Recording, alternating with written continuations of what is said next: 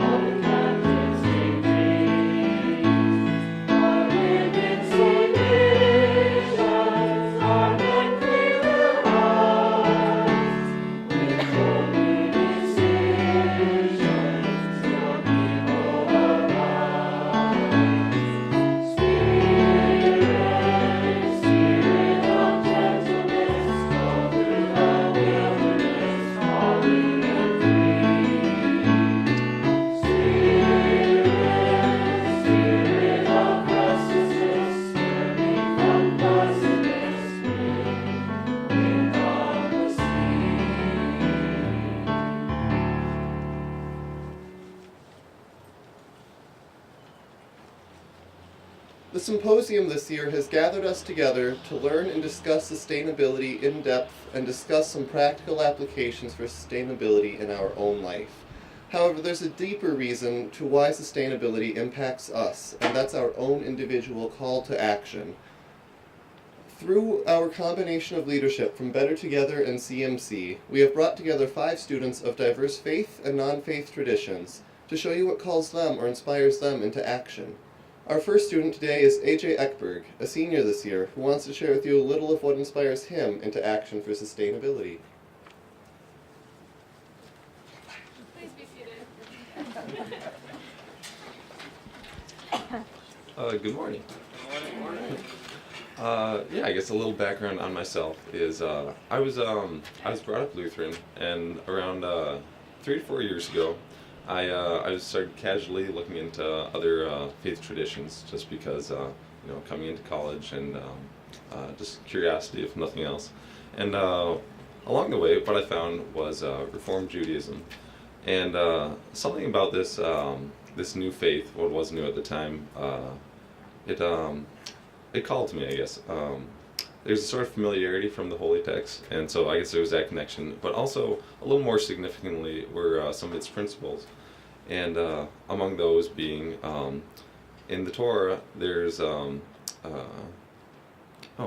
emphasis that it's written by human hands and that it needs contemporary interpretation to stay relevant. So that connected me, but a little deeper than that, I think, is one of its, I guess, I don't even know what you'd categorize it, it's called Tikkun Olam, and what it is translated, that comes over as healing the world. And so I guess that's kind of it's this commitment to social action and stewardship. And so I guess in that vein, I chose to do a reading by Wendell Berry called "The Peace of Wild Things," and it just sort of spoke to me in that regard. So here it goes. When despair for the world grows in me, and I wake in the night at the least sound, in fear of what my life and my children's lives may be, I go and lie down where the wood drank, rests in his beauty on the water, and the great heron feeds. I come into the peace of wild things, who do not tax their lives with forethought of grief. I come into the presence of still water. I feel above me the day-blind stars waiting for their life for a time. I rest in the grace of the world and am free.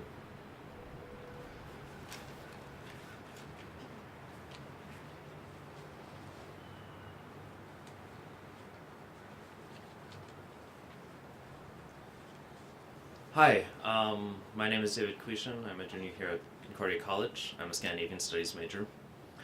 I was brought up in a very Lutheran family. My father's an ELCA pastor, and until a few years ago, I maintained the faith of the Judeo-Christian God.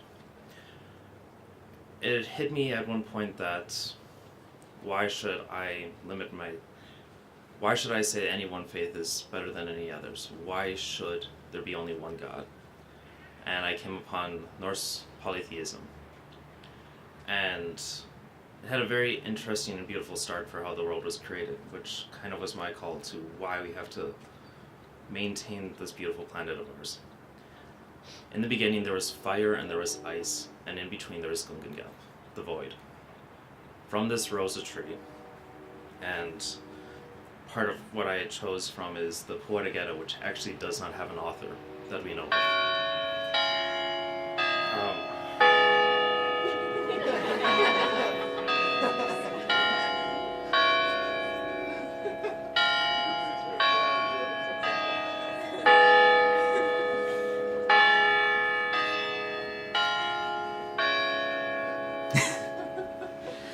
Okay, as I was saying,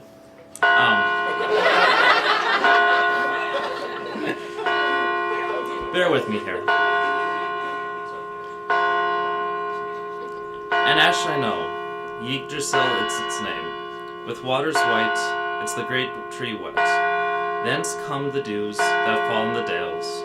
Green by earth's well does it ever grow.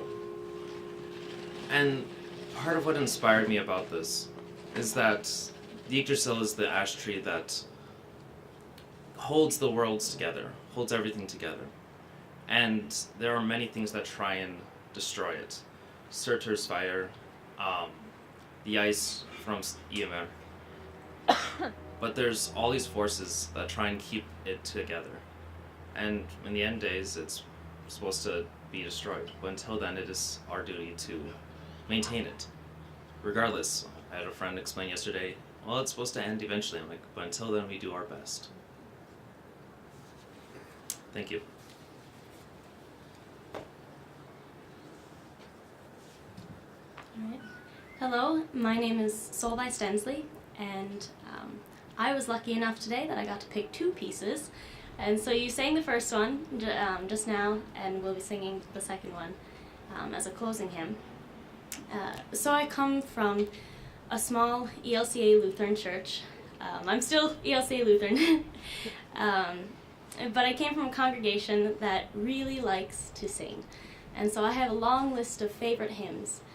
And I chose these two hymns because they were two of my earliest favorites. Probably my first two. I think they became my favorite when I was 9 or 10. And I think I love these songs so much because they're not just songs about an abstract God that I don't fully understand and didn't fully appreciate at the time. I've always had kind of a difficulty, like, okay, so God is there, but I can't see him, and I can't hear him, and I can't feel him. Not very well, at least.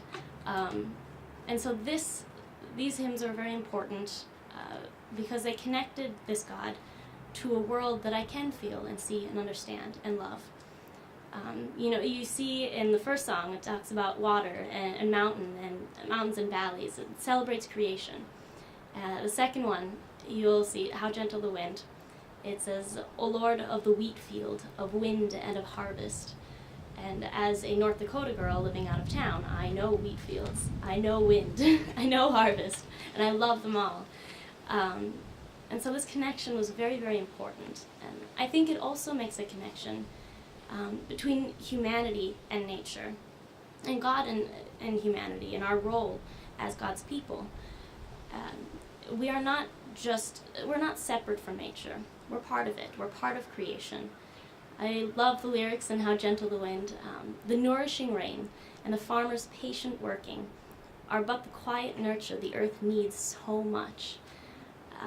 I think these songs portray humanity as part of nature, but also its caretakers, its protectors. And both of these songs recognize that we're not doing so hot. We have a little work to do. They call us to refresh the church. They call us to revive it. But more than that, I think these songs are really special because they're not just a call to action. They're a call to hope. They're hopeful.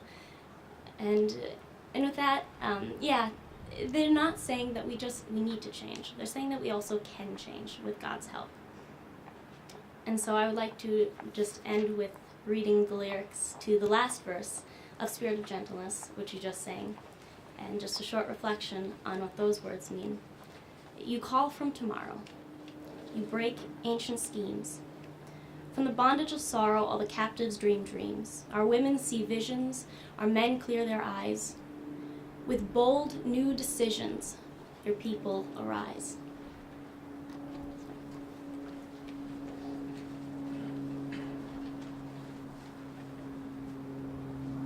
Hello, I'm Ben Stubbs, and I just wrote a little piece on how Buddhism has affected me personally as with my perspectives. So, yeah. I was born and raised a Lutheran Christian since day one, and only recently was introduced to Buddhist concepts. For a long time, the Christian call to be a good steward of the earth was the main religious influence for caring for the environment.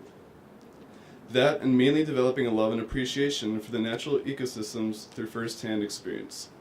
I became an avid bird watcher, joining projects like the Minnesota Bring Bird Atlas, and going on birding trips, and from those learned more about the intricate connections and pieces that make up an ecosystem and environment.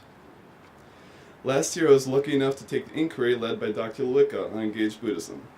It was extremely exciting for me as I had never previously encountered religions beside Christianity. The concepts of mindfulness and emptiness really resonated with me and the other students, and quickly led to outside reading on Buddhism, Shintoism, and other religions. I was completely enamored with what these had to offer, treating concepts I hadn't seen in my experience with Christianity with particular care and attention. With Shintoism, I was thrilled with the respect and regard that the people had for the kami in their local environment. And from Buddhism, I learned so much, everything from the understanding that emotions are fleeting and should not be counted on, to tracing back all sources of suffering to our attachments, to our wants and desires. A significant portion of the Buddhist readings in class dealt with mindfulness, being more empathetic to our relationships and actions, realizing the full consequences of any action you take. We began to make a conscious effort to think about how our daily actions and habits would affect others, everything from throwing away recyclable items to being sour in an early morning class. This led to the realization that the individual self is an illusion. You as a person are not an independent unit, nor are you limited to your own physical body. From Buddhism, I learned that we are one, that we must renounce the temptation to think only of our individual self and embrace the larger true self, connecting to every living thing. On that note, I would like to end with a quote from the well-known Buddhist monk Thich Nhat Hanh. We are imprisoned in our small selves, thinking only of some comfortable conditions for this small self, while we destroy our large self. If we want to change the situation, we must begin by being our true selves. To be our true selves means we have to be the forest, the river, and the ozone layer. Thank you.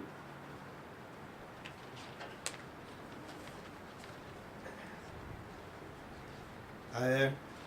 My name is Charles. I'm the president on campus here of the Student Secular Community, which is a very new, very small student organization. So I'm just really kind of flattered to be asked to speak here today, especially since I'm not the person you would normally expect to be asked to speak at a chapel service.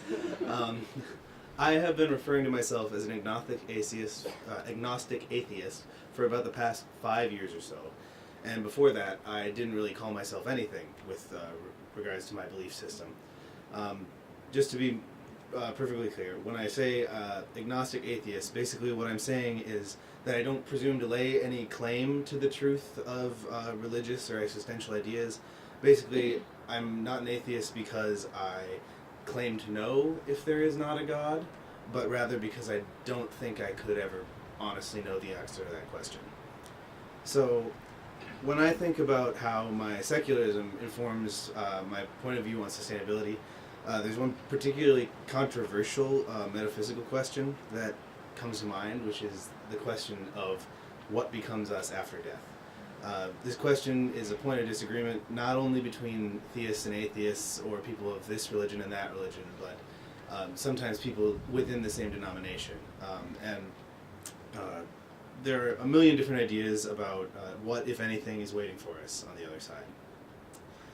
This might not seem, at first glance, to be a sustainability issue, but I think it ties really closely to something that I see as extremely relevant, and that is the value that we give to this life. Some see this time that we have on Earth as almost a drop in the pond of an eternity, you know, and others, like myself, worry that after, you know, a century or so of our time here, that's all we have. And as different as these points of view are, I have heard them sort of, from theists and atheists alike, come together in this idea that if I'm only here for the next so many years, what does environmentalism matter in the face of, I don't know if that's me or not, in the face of an eternity of either, you know, paradise or just simply non-existence. So that's obviously kind of hyperbolic phrasing, and it's not representative of everyone's perspective, but it's an unsettlingly common idea. And to me, I want to sort of take the opposite approach and say that the concept of eternity doesn't make sustainable living seem pointless to me, and on the other hand, it actually makes it seem like pretty much the most important goal I could have in my lifetime. Regardless of what comes after death, this life and this earth have incredible inherent value. If this is the only life I'm going to get, I feel like I should strive to make it the best one I possibly could. And if generations of people who come after me are only going to have that life, I feel that it's my responsibility to make sure that what I leave behind hasn't been spoiled for them before they get here. If not, if there is something else waiting for us after we pass on, that's fantastic, but I feel like that's no reason to condemn ourselves to a wasteland in the meantime. A human lifespan can feel like a long time, and it doesn't really matter what comes next. Why not take care of what we have here now? The way we act doesn't just affect our own lives. We can't just say, soon enough, it won't be my problem. Regardless of our beliefs or motivations, the way we act affects every generation of people who comes after us. Regardless of whether or not there's anything waiting on the other side, we're here right now.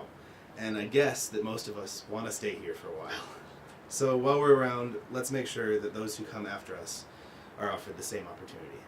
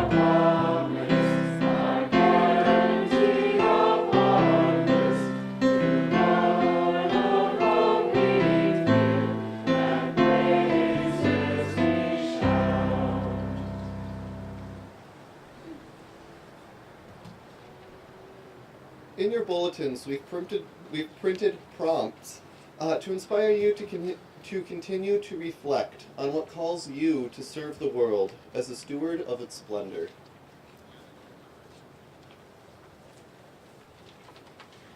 Go forth into the world to serve God with gladness. Be of good courage. Hold fast to the goodness of creation. Strengthen the faint-hearted. Support the weak. Help the afflicted. Honor all creation. Love and serve God, rejoicing in the spirit that connects us all. Thanks be to God.